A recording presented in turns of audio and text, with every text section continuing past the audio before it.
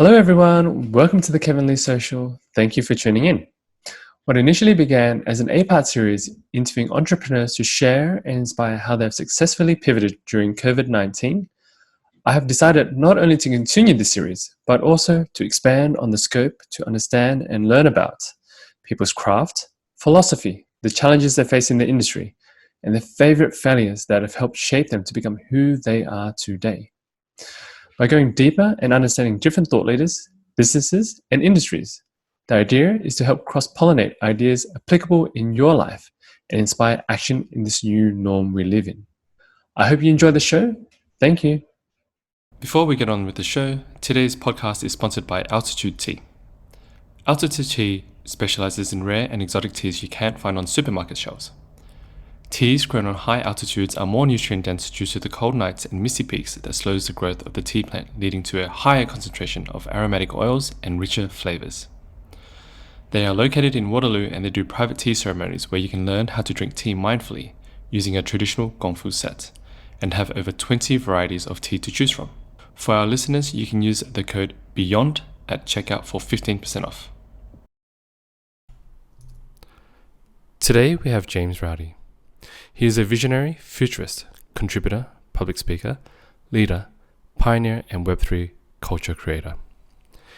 He had gotten involved in the crypto scene in 2017 and was one of the first 10,000 wallets in the world to buy and hold NFTs. He has had an extensive and proven career in sales, operations, marketing, business management, and building communities. James is the co-founder of NFT APAC, which consists of NFT Melbourne, NFT Sydney, NFT Gold Coast, and NFT New Zealand. They hold Web3 events monthly throughout Australia, New Zealand, and plan to expand throughout Asia APAC in 2023. Everyone, please help me welcome James. Hey James, my man, how are you doing today? I'm doing great, brother. How are you? I'm very good, thank you. Appreciate you taking the time out for this podcast. I know you're a busy man. I really appreciate it. I've been looking forward to this podcast recording, as I mentioned before, and I can't wait to get stuck into it. James, let's just firstly begin sharing a little bit about your journey with the audience. How did you get into the land of NFTs? Yeah, so great question. I'm going to rewind back to 2017 when I first got into crypto. So like late 16, early 17, I bought a bunch of Bitcoin and rode that wave. And I was just fascinated by Ethereum mainly. And I started buying all these altcoins and stuff like that. And then was always buying bits and pieces here and there, and had a mate who was obsessed with it and he got me into it. Fast forward to 2020, obviously we had those big bull run and then followed by quite a long crypto winter for those 4 years. And then 2020, COVID hit. My background is in sales and marketing and construction, corporate construction for the last 14 years. And then, COVID hit and I just realized that, you know what, there's more to life. I started doing drop shipping. That went really well. I moved to Bali, Indonesia during the pandemic in September 2020. And went over there and to landed digital nomads over there. So I met amazing YouTubers, influencers, whatever we want to call them, entrepreneurs. And they told me about Rowdy NFTs. And this is back in the Clubhouse days when you had to get an invite only. So they gave me an invite only by Clubhouse. And September 20th, I went down the rabbit hole of NFTs. And then that sort of kicked everything off essentially. And I don't know, I had that light bulb moment and I got really loud on social media. I'm like, this is going to change the world. And for me, I don't know, I just found a lot of passion about it. And I'm just like, this is amazing, and just became fascinated with it. Thanks, James, for the quick overview so far. Let's get into it a little bit more further. And let's begin with your time in Bali as a digital nomad. Oh, you're doing dropshipping from Bali, was that correct? Yeah, that's right. So I had quite a few like little stores. I was testing products. Some were quite profitable. I ended up doing some like skincare business for females. And it was like, I was basically drop shipping them from China into the US, living in Bali. So it was amazing. So there was a lot of people doing all sorts of things in Bali during the pandemic. And it was quite an interesting time. I'd been to Bali quite a lot of times. And then to go there where there's hardly anyone around, to businesses that are half shut down. The good thing was everything was incredibly cheap and it was very quiet. But it was just, I met some amazing, beautiful people there and had a really good time. But yeah, it was just mainly doing that. And when I started the NFT journey, I was one of the first 12,000 wallets on OpenSea at the time. So we had this hardcore community that was on Clubhouse every day, jumping into these, what we now call Twitter spaces. And we were just communicating and going, oh yeah, this, that. And back then when I jumped on, like everyone had a multiple wallet. There were probably only 10,000 people in the world. So it was incredibly early. And this is when people were just literally uploading any sorts of JPEG. And I remember at the time there was unofficial uploaded like Pikachus and Pokemon and stuff like this. And people were paying 30 ETH for them, right? Back then, I think ETH was about $100, but still I was like, this is crazy. People are paying that for an uncertified collection. And I was just like, this is wild. And then I think it was about November, December, Top Shot kicked off, NBA Top Shot.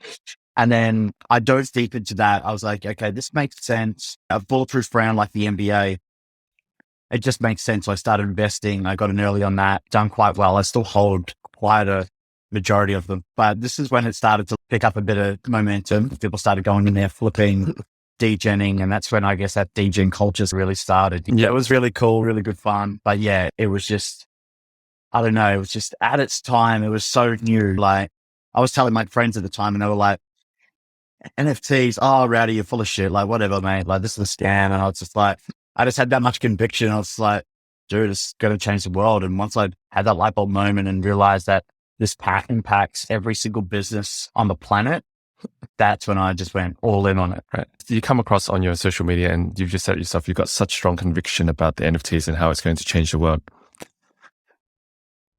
Can I ask, why do you believe that is the case? Or what gives you so much conviction that this technology is going to change the world? I think the main part is I've seen the crypto journey from 2017 and how it's impacting everyone now, and people made life-changing wealth and life-changing opportunities since to the 2020 when it started to kick off with NFTs and stuff like this. And the thing that gives me so much conviction is we are living in like a digital renaissance, if you will, where I just see all these cool startups, businesses, all these things, all these cool ideas, all taking place. And for me, it excites me because I'm like, I say this to everyone, especially in the bear market. I'm like, imagine the conversations we're going to be having in the next 3 to 5 years and where we're going to be. So for me, my whole life has changed ever since I got into Web3, NFTs especially. And I think once you have a huge shift in your life, something like that, you really start to pay a really close attention. You go, hey, I was here like 12 months ago, 24 months ago. Now look where I'm at and look at the opportunities I'm presenting itself. And I'm just so bullish on the future. I mean, there's one thing that you can't bet against, and that's innovation and technology, right? You will lose every single time and you bet against that. So for me, all these things give me that much conviction. And I just know that where James Rowdy is heading it's a beautiful place, and everything, like I'm on a great projection. And I think that everything I'm learning and doing is all thanks to NFTs and blockchain technology. I'm with you on this. I think that the technology and innovation is here to stay. The cat's out of the bag. You're not going to put it back in. Well, say what, the genie's out of the bag. You can't put it back in. I'm really looking forward to how it's going to pan out in the next, like you said, the 3 to 5 year period and the conversations we're going to have at that point. You mentioned earlier, your life has changed completely over the last 12 months or so since this whole craze. Can you paint us a picture or share us a time where, like back then versus now, what was the difference? What changed your life? So there's multiple things that changed my life. I think one being me growing as a person. That's really important, right? Growth is key to success. The other cool thing is the beautiful people I'm surrounded with in my life. I'm grateful for these people and the amount of energy and love and drive, ambition, I guess just success overall that they bring into my life and vice versa. So just meeting some really amazing, beautiful people, I'm grateful for that. And I think those are the sort of the main ones. I guess the other big thing is now I'm working for a Web3 company. We run NFT MELB. We do these IRL meetups every 2 to 3 weeks. That's grown. We now have people doing stuff in Sydney, which are friends of ours. And then we're also moving into New Zealand with that brand as well to do NFT New Zealand meetup. So That's exciting. That's happening at the 25th of September this month. But then also we've been working in the back end with the NFT MELB crew to build out. So I call it a collective, if you will, where we're not an agency. We're a very boutique collective. I mean, the reason why we call it a collective is because it's a collective of thoughts, a collective of ideas, a collective of leaders, a collective of OGs in the space. And we are providing very niche boutique services for businesses. The one thing that gets misinterpreted in the space. So let me rephrase that. I think the biggest gap in the whole space right now is education. People are coming into the space or 1-2 months. Oh yeah, I know what I'm doing. Cool. Follow the trends. It's just, you need to know a lot more than that. No one's an expert in this space. I know people have been in since 2012. A lot of respect to them. I've only been in the space for 5 years in the crypto scene, and then coming up on my anniversary, the 2 years of the NFT. But it's just, I think the biggest gap here is the education. People go, oh, but what is it? It's a scam. It's this, it's a JPEG. It's a monkey. Like what? I think there's a big confusion there. So all these beautiful things that we're working on has had a huge shift. I guess just quality in life has changed. And I think that's the most important thing. Success is, for me, is waking up every day in a good mood. I live in a beautiful apartment here in Melbourne. I get to see the sunrise every day, the sunset. And I think it's just, it's grateful for that. So there's all sorts of other things. But the one thing, I think it's important for me to say this, that the reason why I haven't mentioned money, like, yes, I've made some good financial gains, but it's not about that for me. You know what I mean? And I think that's really important. And I want more people to understand that for sure. Yes. And since you were talking about NFT MELB, how did because you essentially help run NFT MELB, right? Yes, correct. How did the founding of NFT Melbourne come about? Yeah, Daniel Monch, he's the founder. So him and a group of friends, they started at a cafe, I think it was in November. There's about 8 of them. Started talking about NFTs. And then the next week, a few more people came, a few more. I think their official event started in January this year. And I went to that. I think there was about, I don't know, maybe about 30 people. Connected with Daniel really well. He invited me to speak at the next one. So it was 2 weeks after that.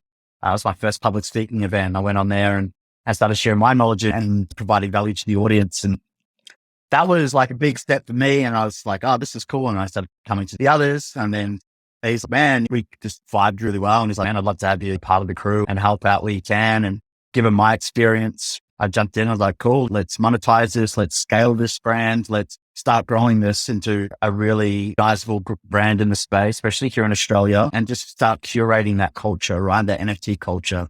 I think the beautiful thing about NFT MELB, which sets it apart from all these other like meetups and stuff like that, is one, definitely the consistency. Every 2 to 3 weeks, we're throwing an event, and that keeps the community engaged, especially through a bear market.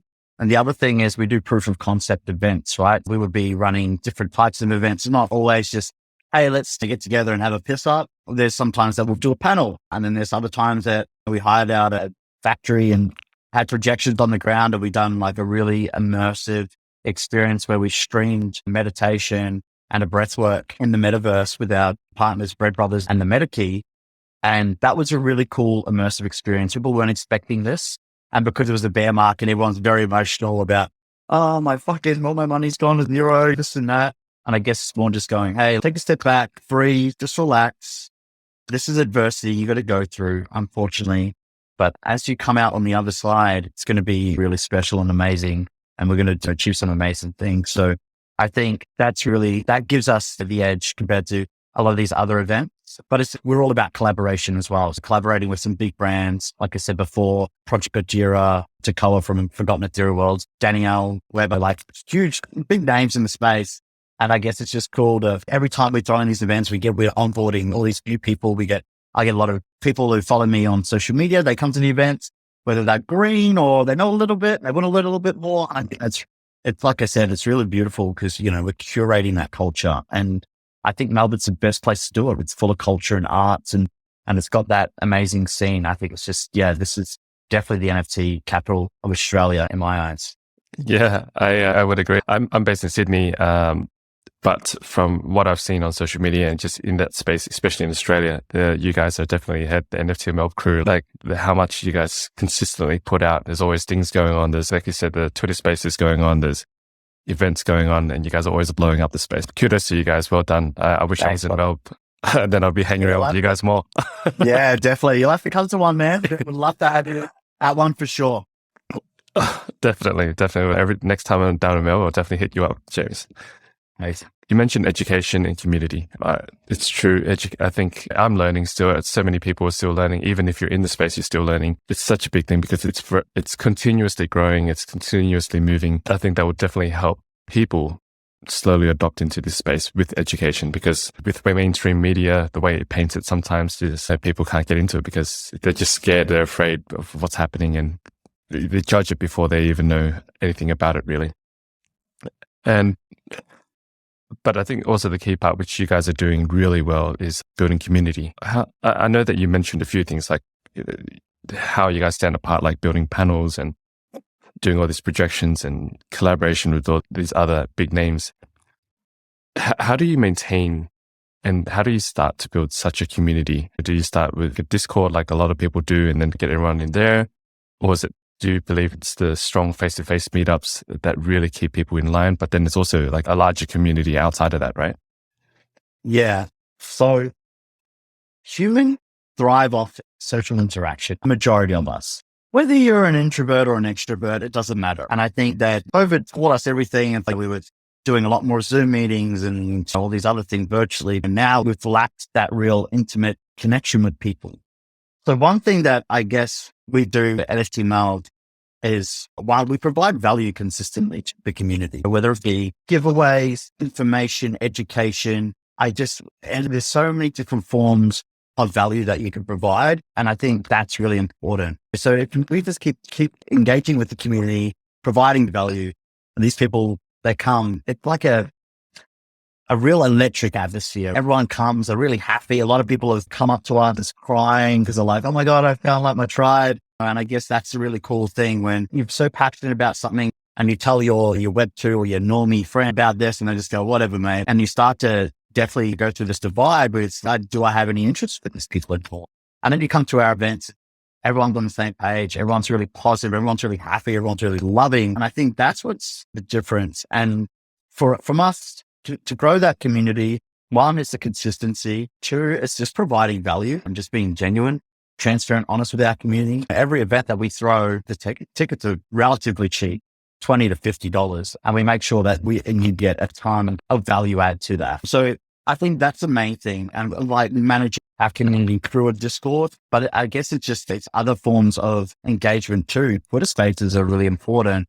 That's one thing that's definitely helped us, just throwing consistent Twitter spaces and just connecting with the Australian audience. People like the Not a Social Guy, DJ Aussie Apes, NFT SYDNEY, NFT Bris Vegas, like all these amazing communities throughout Australia, and just connecting with them. And I guess just documenting the whole process as well. We've got a podcast and we just try and find all the amazing people in the space, connect with them, extract that information out of these people, and then provide that to our community as well. So there's so many different ways to do it in terms of providing value, whether it be, like I said, media perspectives, podcasts, reels, talk, all that sort of stuff, and just interviews in general, or just getting them to an event, getting some really amazing speakers to come up and just share their journey and share their story.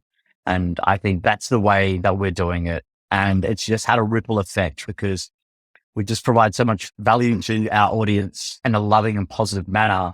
And they just come to these events, become fulfilled in such a way that's so powerful and impactful to them that they want to go and grab all their friends and go, oh, you've got to come to this event. You've got to meet these people.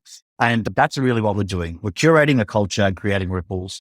And yeah, I think that's the difference. And that's the way to building a really great community. It sounds like a lot of value, but also a lot of work. Yeah. But building community is a full-time gig. You can't half-ass that. You got to really put the effort in and put in as much as they put in, if not more. Like exactly. Value. Can you speak to the strength of building a bottom-up community versus a top-down approach in marketing in that case?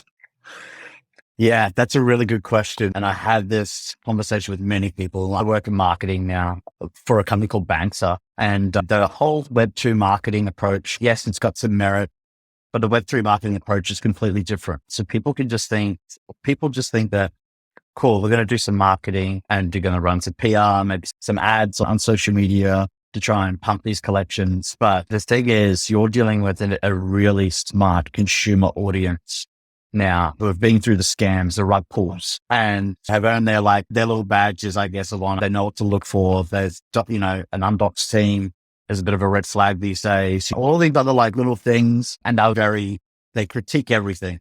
So I think with the top-down approach from marketing, we're just going to run ads like this and that, you're not really engaging with the community. Community managers are so important, and just community management overall. I think that's one way to capture your community, build respect and rapport with them. And again, you've just got to provide value to keep them engaged, because if they're not, they're just going to disengage and this is a scam or a rug pull, whatever they decide to call it. But I think from us, for the bottom-up approach, like I touched on with us growing the community, providing value, that creates that ripple effect. So more people start coming to the community, growing. And with NFT MELB, we started with these events, eight people, 10, 20, then it's 50. And now it's over 200 people. And we've had over, I think, 3,500 people come to these events. So that's pretty wild when you start to see it, and we're starting to build it. And we've built a really reputable brand, and a lot of people know who we are now. So it's just, that's the difference with us. People believe in us, they invest in us. And I think that's the difference from a bottom up approach as opposed to a top down. There's just that lack of education, that lack of engagement, that lack of community management overall. And I just think it's that real old school business mentality when you're all right, cool, you do this, you do that, CEO, top down corporate style, it's a great business model in some aspects. But I think the emerging new technology that we've got has really shined a light on community built from the ground up, and what we can do as human beings when we all share the same passion and vision and come together collectively. We're pretty much unstoppable, right? Yep. I agree. I think the power of community is becoming even stronger. It's always been strong, but it's becoming more and more prevalent in especially the Web3 space, especially when you're seeing all these brands blow up and you're like, where did they come from? How did they just launch out of the stratosphere within such a short period of time? And I don't think that could have been done from the top down approach, but definitely from a bottom up approach. Yeah, exactly. For the audience that's listening, and they're especially small business owners or large business owners, they're thinking, but how does that impact us? We're brick and mortar businesses. What's this NFT thing got to do with us? Can you share with us your thoughts on how NFTs will impact brick and mortar businesses? Yeah. So I'm really loud about this topic in particular, because I think a lot of people are just missing the biggest opportunity. People think that we're going to be flipping JPEGs forever, and that's not true. The bubble is bursting right in front of us, right? You've got Bored Apes are now down to a full price, I think about 70 or 80 ETH. The Mutants have come down from 40 to, I think, 12 or 13. Doodles, 25 down to 60. So this whole bubble of trade flipping and trading JPEGs is really bursting in front of us. Will it still be there in the future? Absolutely. Will it be as big? Probably not. I think the biggest opportunity that everyone's missing out on, and it's definitely what we're capitalizing on, is, okay, cool, there's millions of brick and mortar businesses out there.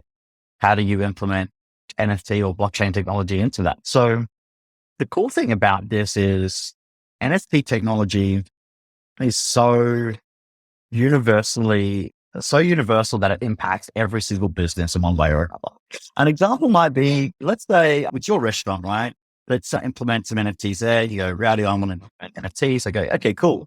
So let's build a secret menu. And then people who get the NFTs, they get, you might do 1,000 NFTs. And then these 1,000 people, they get a special custom cocktail on arrival. I'll leave it up to you guys to make whatever it is. They might get access to a secret menu. They might also get a share of royalties. So you might want to give back to these people going, these guys are spending X amount of money to purchase an NFT and support me. They actually get a share in revenues from the business. So everyone goes, why would you give away revenue? And it's why wouldn't you? One, you just created a community.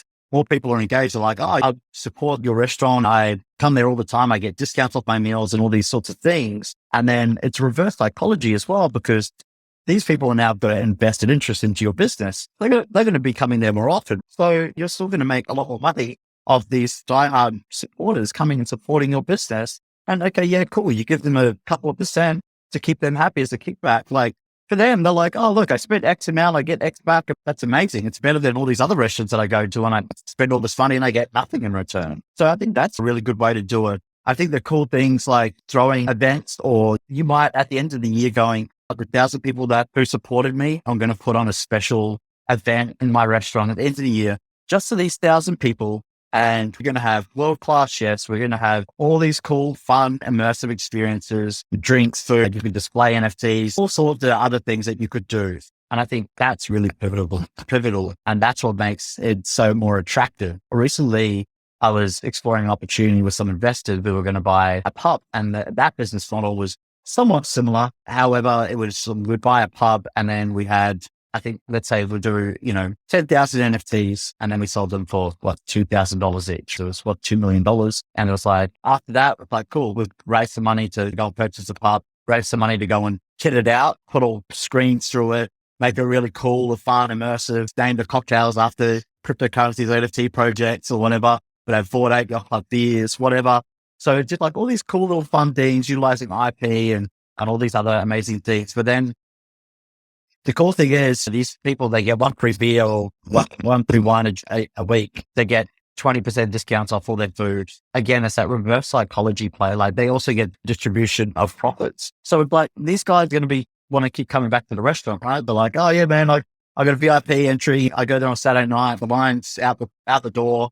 I can walk straight up with my friends, get everyone in, no dramas asked. So it's just, they feel special. They want to come more to the business and experience it more. And then at the same time, they're investing more money into the business, but they're getting a kickback because they're being so loyal and I guess investing in you and the business. So I think that's really exciting. The other cool thing is that you can just set up other NFT projects in that. You can do collectibles, you can do giveaways, and you could have a form of membership. Ticketmaster has just gone live on Flow blockchain recently to do NFT ticketing. Now that's huge. I always had this huge vision for that. In the future, I will go into an NFT game and a ticket would be an NFT.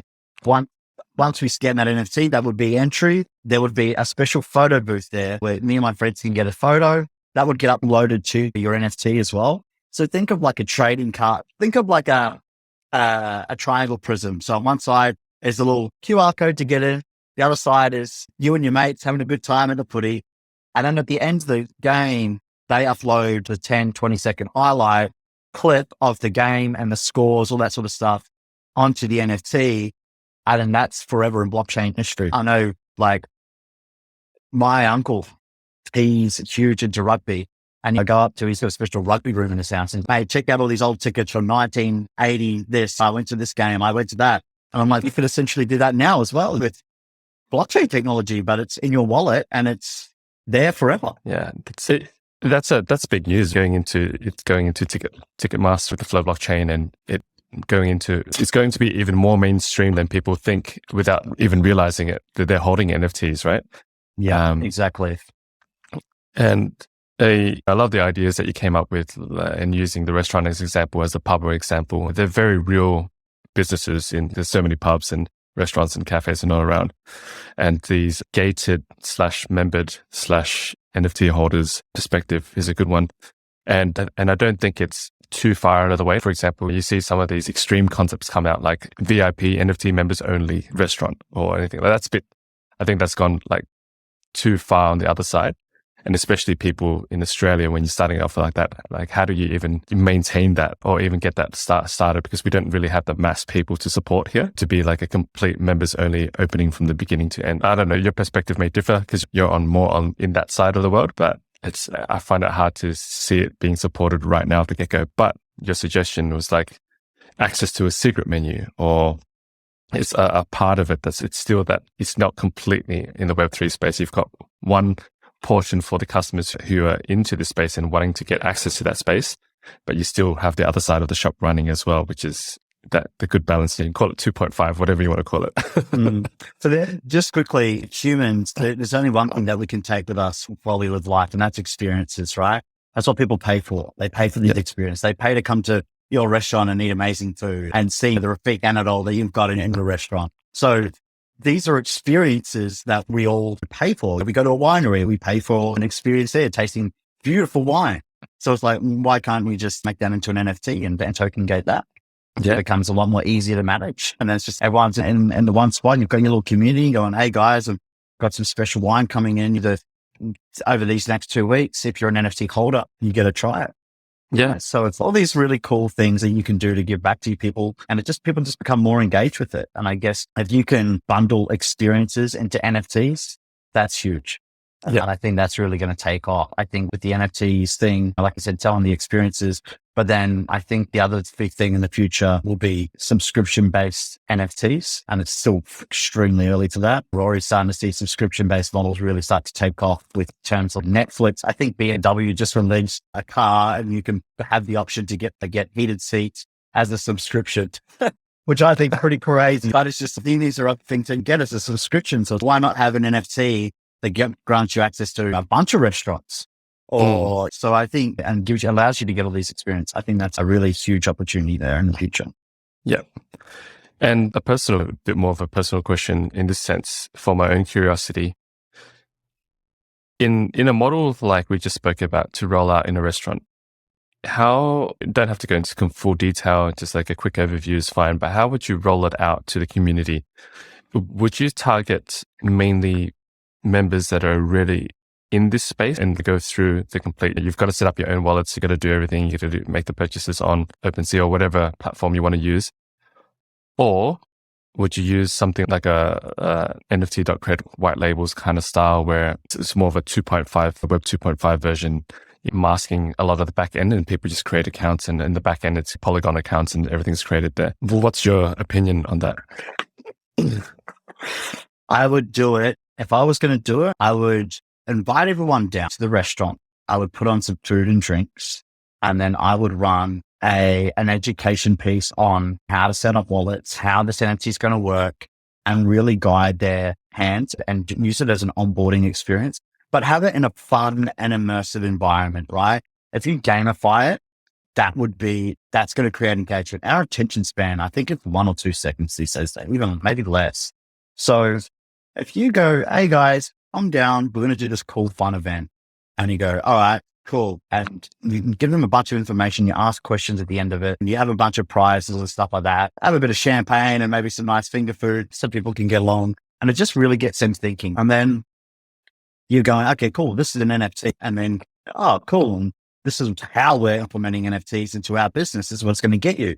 Oh, wow. The right people will see the value in that. And I think that's really important. So I guess you've got to have when you're educating them about things, I would go down that sort of like Web 2.5, if you're calling it that. I hate using that word, but if you want to call it, that's fine.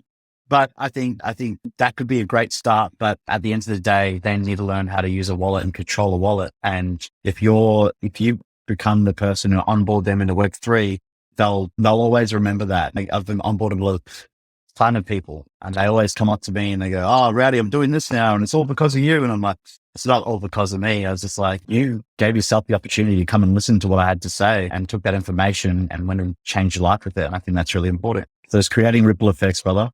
Yeah.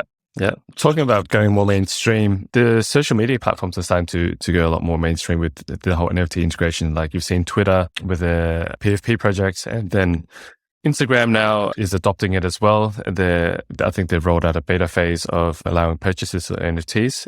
Where do you see, or where do you think it will go with this? What would social media look like in the next 2, 3, 5 years with NFT rollouts? Yeah, that's really cool. So this whole Instagram thing, like people don't understand how huge this is. It's going to open up a range of things. I've said this before to quite a few people, but the whole Instagram integrating NFTs is huge because one, it's a new feature. People will start to adapt to and go, okay, cool. This is the new thing. They'll start to learn more. So this is going to create huge adoption and onboarding for NFTs. And I guess just learning more about blockchain technology and stuff like this. The cool thing is they've got a wallet built into Instagram now. So you and I go out for dinner, Rowdy, we'll go halves in this. Cool. I'll send you a bunch of whatever you want. Ethereum, Bitcoin, Chainlink, whatever currency you want. I can send that to your Instagram name and just go, yeah, cool, done. But pay ID, all these sorts of things.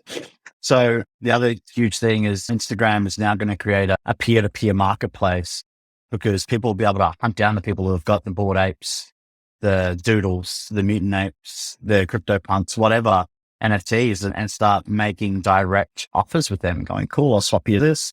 And then straight away that user can look into their wallet and go, oh, I like that. Would you consider swapping that or selling that? And then now you've got this huge peer-to-peer audience. So in the future, it's going to be really interesting. I think in the future, I definitely think in the next 3-5 years, we'll see huge adoption over 1 to 2 billion users. That's my personal opinion. And I think it's just because it makes it more fun, because people are already flexing on there. Check out my lifestyle.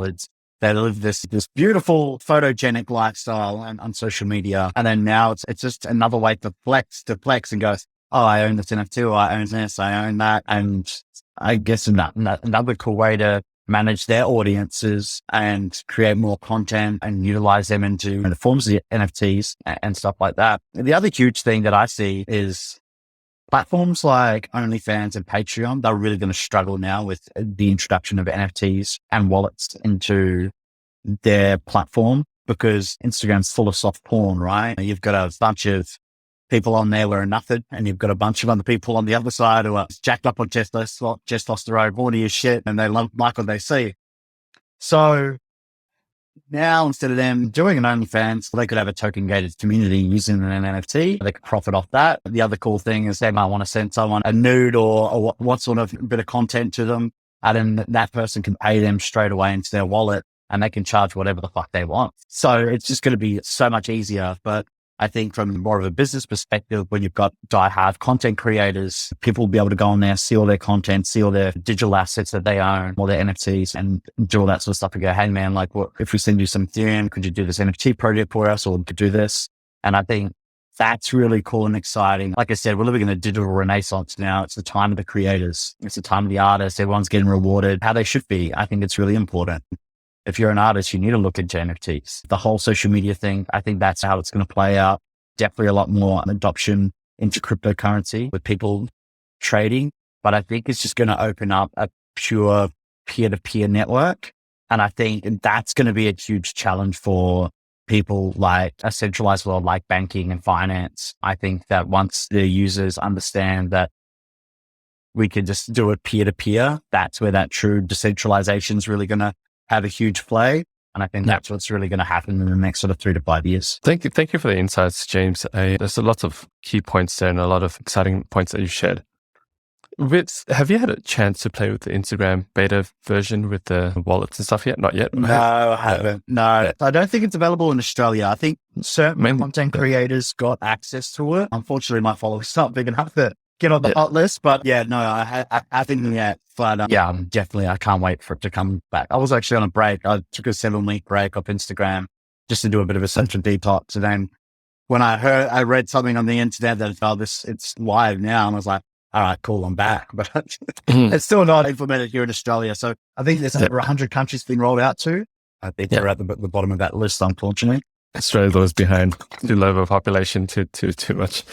But I'm curious to see how they will eventually roll it out, because do they expect everyone to create a wallet through a third party and then sync it? Or will they help on board and create wallets for people if you have an account already, making it more interoperable? So there's a bunch of wallets. The main one that they're partnered with is Rainbow, but I think MetaMask and I think maybe Trust Wallet. I think there's another 1 or 2 that are available also. Like anything, people will figure it out. People will create content, reels, step-by-step guides, and they'll figure it out. When filters came to Instagram, people were like, what the fuck is this? They figured it out. Reels, they figured it out. Like, humans are smart, they'll adapt. And whether they like it or not, I think Instagram's doing it in a way where it's just, I remember when Facebook came out, everyone goes, oh, that's stupid. Facebook's stupid. Fuck Facebook. Now everyone's on it. Our mums, dads, grandmas, grandpas, like everyone is on it. So humans will figure it out. When people start to realize, oh, this is so easy. We can go out for dinner, transfer money between each other or whatever, and in a cryptocurrency. And then potentially that could increase in value. People are like, why the fuck are we using fucking fiat currency? You know what I mean? Yep. So yeah, there's going to be, look, all the big content creators will be doing promotions and I guess how-to guides and really shining the light on the huge opportunity here. And then that's what will just like, with that whole sheep effect, people start to follow people go, oh, this is happening now. And Right. with that. Okay, we've spoken about a lot of NFTs and getting into it from a community perspective, how it impacts brick and mortar businesses. A lot of my audience probably are like very green to it. And so what suggestions do you have for someone who has been hearing about all this whole NFT craze, but wants to begin their journey? Where should they start? It's a great question. Yeah, you can reach out to me. I'm more than happy to help. We'd love to have people down at NFT MELB if you are in Melbourne. If not, we're working on some webinars and stuff with some friends, more focused on onboarding and helping individuals. But I think wherever you are in the world, YouTube is just a library plethora of information, right? So you can go on there and you might go on there and go, what is an NFT? You might want one or two bits of content. And you might go, I still don't get it, Rowdy. That's okay. Everyone learns at different paces. So I think you go on there, you'll find a bit of content that's digestible and you relate to it and you have that aha moment. And I think that's really important. And then you go, okay, cool. I sent an NFT, but what's blockchain technology? Type that in there on YouTube. What's blockchain technology? And I guess you'll start to put the pieces together. And I guess there's some really good ones on there. But yeah, you watch a few videos and you start to learn. And then I guess you start to adapt. Go, okay, cool. I understand this. And then you might go a bit deeper and deeper. And then you might start following some influencers or people that you look up to in the space and who have a really good outlook on things, but also articulate it in a way is meaningful and understandable to them. Yeah, I'd say those are the main ones. There is a lot of content on there. It's easy to get confused and probably watch the wrong ones. But actually, look, I think from someone who's so green, I guess that's a great way to do it. Just to get an understanding, you'll learn that's not right and that's right as you go along. And everyone in the space is super, super positive and super happy to help out. People come up to me, I'm like, yeah, for sure. Let's catch up, whether it be a call or something if I've got time, or come down to NFT MELB and ask us a bunch of questions. There's some amazing people in our community who consistently show up and they just share all this value with the community. And I think it's just really cool. Yeah, those are the main ways I would say to get involved. There's just so much content out there these days. It's hard to miss. Yep, I agree. Yeah, I think, as you said, it's such a plethora of information on YouTube. Yes, there's a lot of maybe too much information out there, but you've got to do your homework, right? You got to do your hours of homework, put it in, try to do and understand as much as you can, and then reach out to people like yourself who have experience in the game and they can help clarify any ideas or anything that they need in that sense, because it's such a helpful community out there. Even on Twitter Spaces, everyone's just jumping on and helping each other. So it's amazing to see what is happening in that space. Yeah, exactly. We're reaching towards the tail end of our podcast recording, James. A couple of questions I regularly ask my interviewees. Do you have any morning or evening routines? Yeah, I think everyone on Twitter knows my morning and evening routine. So I'm a very early riser. I get up at 4 a.m., the 4 a.m. club. So wake up and start my day. And the order changes because I do to shock it. But the main thing, I usually wake up. At the moment, I've been waking up, jump out of bed, and I'll do 50 push-ups. And then I'll try and hold my breath for a lot of them and just try and do it that way. Gets blood flowing. I feel great. And then I just start to play like intense motivational music. It's David Goggins, Jocko Willink, Andy Frisella, those guys. And it just programs me, gets me in the mood, do some meditation. I'll usually go to the gym, do some meditation, reading book. I think reading a book in the morning is amazing. Try and stay off your phone as much as possible. We're a blank canvas when we wake up. So if you go and grab your phone, start scrolling, you're entertaining the monkey mind and the monkey brain, and you're just like, it's going to dictate your whole mood for the whole day. If you wake up in the morning, sit down there with a coffee or a tea and just start reading a book, it's pretty beautiful. You start digesting information, you start appreciating it more and extracting all this value. And that value stays with you throughout the day. And I think so that's what I do the push-ups, do the book, and then I crack up the music and get into game mode. And then I guess just after that, come have a cold shower. I have a cold shower every morning. It's amazing. And then after that, it's game time. So I get 3 hours every morning, which is like me time, which is really special to me. And it just puts me in that mood to, all right, cool. What's the key task today? What are we doing? All this sort of stuff. And I think that's been detrimental to my success just overall. And it's just being these small consistencies, doing the reps every day. There's days you don't want to fucking do it. Those are the days that count the most. And I think that's really important in terms of evening routines. Like I said, my beautiful apartment, I see the sunrise every morning and the sunset. What I do like to do during the sunset, I've got a beautiful like chair that overlooks the view into the city, into the sunset. And I just sit there and I reflect on thoughts for the day. What went well today? What didn't work out? What's your yearly goals? Are the actions that you took today, Rowdy, impacting those goals and pushing them in the right direction? I think that's really important. All these sorts of things. There's a whole bunch of other things I could go through, but I recently cut out coffee. I'm thinking about 9 weeks without coffee now, and I feel amazing. My energy levels are at an all-time high, but my sleeping is so much better. And I just wake up with a lot more energy, and I think it's fucking unreal. And just the headaches and brain fog has gone a lot. So that's really important. But I mean, the other thing I use, things like mushrooms, cordyceps, lion's mane, reishi, it's like those sort of main ones as well. So yeah, those are the main sort of like morning and nighttime routine. Wow, what an eclectic evening and morning routine that you have there, James. Lots of proven strategies there. Cold showers, exercise in the morning, reflection pieces, adaptogens. Go, James. Yeah, exactly. How many hours of sleep do you get? If you're waking up 4 a.m, do you sleep much? So my body's like pretty happy with 6 hours sleep.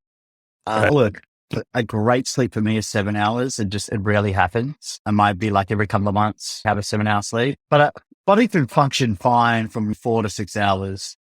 I guess when I was rowdy back when I was younger, all the benders and stuff that I went on, I guess my body just got used to like not sleeping for extended periods of time, but just learning to operate on minimal sleep. So it doesn't really faze me too much, but I guess when I do sleep, I just get really restful sleep, like cutting the caffeine out and just, man, 5.5 hours sleep now. And it's just like really, I feel amazing.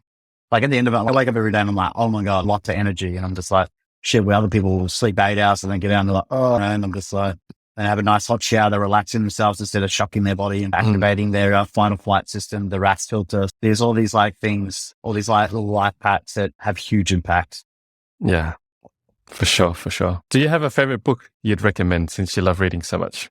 Yeah, there's one book that I've read about 3 times this year and I love it. And that's called The Almanac by Naval Ravikant. Probably one of the best books I've ever read. There's a whole bunch of other ones that I do, but that one really stands out to me. And every time I read it, I just take more and more away. And I guess it just really helps me keep focus and on what's important in life. And also just really the habits and my behaviors and how they impact my decisions and guide me to where I need to be in life too. So I love that book. Yeah, I highly recommend that. Yeah, every time I listen to Naval, I'm always inspired by him. There's obviously so much wisdom that comes from him, but from a life balance perspective as well, I think he's got it going on for sure. Yeah, 100%. It's that you've got that career and wealth side, but there's also the family side. And there are some people that are extreme. They are obsessive and they just shoot for the top and they're the top 1%ers, but then they sacrifice a lot in there to get there. But Naval is that beautiful balance between the two and the way his thought processes. I haven't picked up that book, so I'll definitely have to go out and grab that. Yeah, definitely. Are there any new beliefs or behaviors that have had a positive impact in your life in the recent years? Yeah, definitely the gym every day. That's huge for me. That's huge for my physical health and mental health. And it's just working out. It's more mental, if anything. And that's one thing that it's allowed me to realize that I can achieve anything I put my mind to. There's days where I ran an ultra marathon in my hotel room during COVID when I was doing my 14-day quarantine. And I was just like, and I'd seen people do marathons. And I was like, oh, I'll run 50Ks. Didn't know it was ultra marathon. I've done that for 6.5 hours. I was like, cool, I can do that. I can do anything. And I guess that's been a huge impact for me.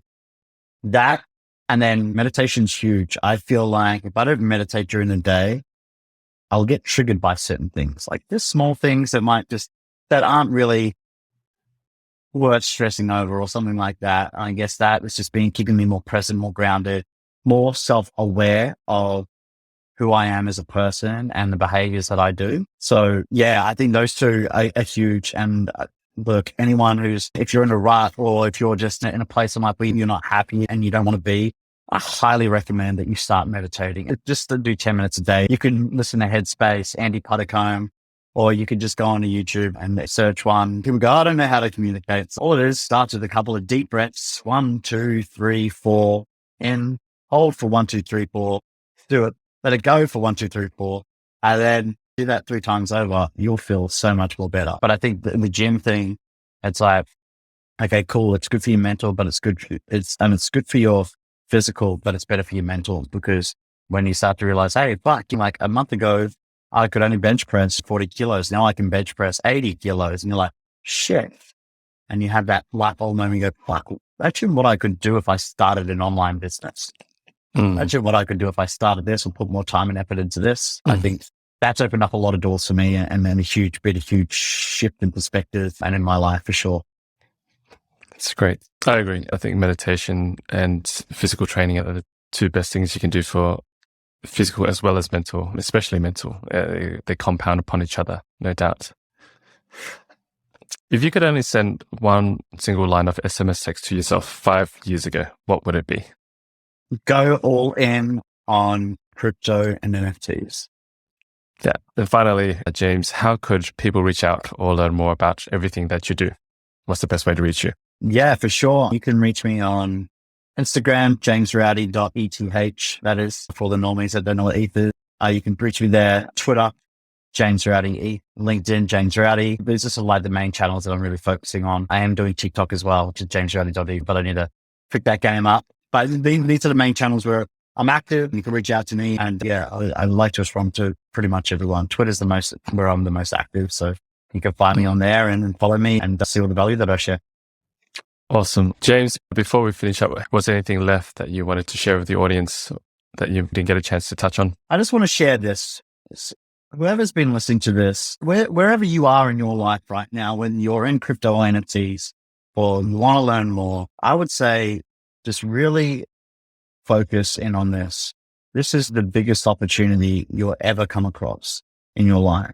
And you might think it's a scam, and that we're in a bear market and there's not much liquidity, and it will bounce back. It always does. It's the same as stock markets. They go up and down.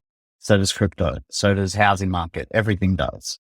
But I would say you need to take more risks in life, because the biggest risk you take is taking no risk at all. And I really think if you're listening to this and you sat through it to this point, you're the 1% who are going to make it. So if you can sit through an hour podcast, you can sit through an hour of learning more about cryptos or NFTs or blockchain technology, DeFi, whatever it may be. And I think you're on the right path. So yeah, I just want to give everyone that bit of advice. You can do anything you put your mind to. And when you really understand that, and you see all these other amazing human beings around the world who have done these amazing things, you just go, fuck, if he can do it, so can I. And that's when you'll have a huge shift in your perspective, and you'll start to open all these amazing opportunities. But yeah, I think just really focus on this huge opportunity that you meet some amazing, beautiful people in the space, and it will change your life. It's crazy. It's crazy. Wag me. Wag me, man. Wag me.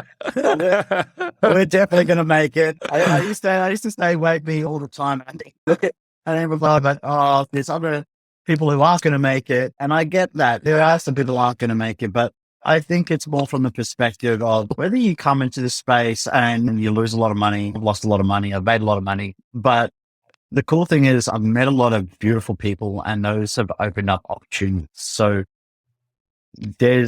you will make it in this space if you apply yourself like anything.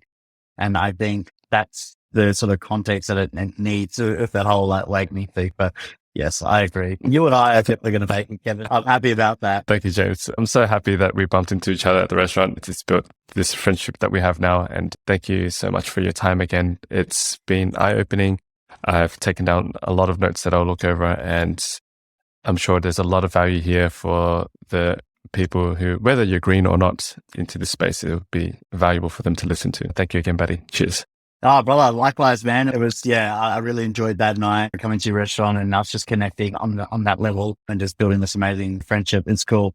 And yeah, definitely looking forward to catching up again for sure, brother. And really appreciate your time and having me as a guest on this podcast. I really appreciate it.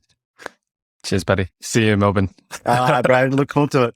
See you, brother. Thanks for tuning in, everyone. I hope you enjoyed the show.